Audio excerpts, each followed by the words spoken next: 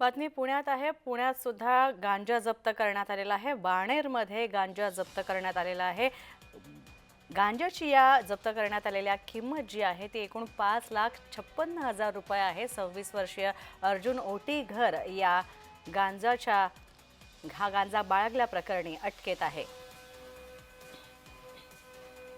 आपण पाहतोय पुण्यात गांजा जप्त करण्यात आलेला आहे। ओशाकुश गांजा हा जप्त करण्यात आलेला आहे।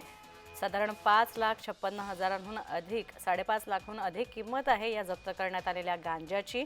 26 वर्षीय अर्जुन ओटीघर या प्रकरणी अटकेत आहे।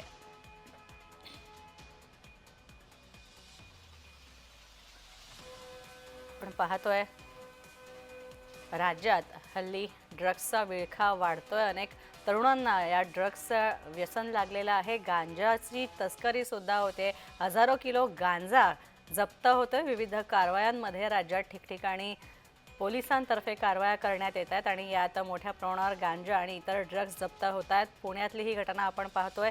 पुण्यात बाणेरमध्ये सुमारे 5,56,000 रुपये किमतीचा गांजा जप्त करण्यात आलेला आहे।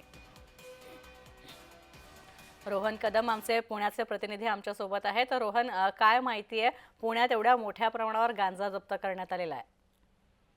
अगदी बरोबर आहे। खरं तर पुण्यामध्ये सातत्याने मागील काही दिवसांपासून अशा प्रकारचं अंमली पदार्थ जे आहे ते सापडताना पाहायला मिळत होते। बाणेर पोलीस स्टेशनच्या हद्दीमध्ये पेट्रोलिंग करताना जो आहे तो हा सगळा गांजा जो आहे तो जवळपास 5,56,000 रुपये किमतीचा सापडलेला पाहायला मिळतोय। अर्जुन लिंगराज ओटीघर असं 26 वर्षीय आरोपीचं जे आहे ते नाव आहे आणि हा आरोपी मार्केटिंग आणि सेल्सचा देखील पदवीधर आहे आणि एका खाजगी कंपनीमध्ये काम करतो।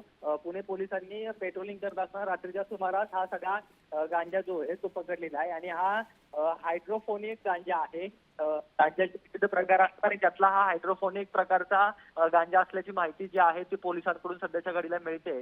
परंतु इतका मोठ्या प्रमाणात साठा गांजाचा कशासाठी आणला जात होता, यामध्ये कुठली लिंक आहे का किंवा यामध्ये कुठलं रॅकेट आहे का, हे शोधण्याचं काम सध्या बाणेर पोलीस करताना पाहायला मिळत आहे।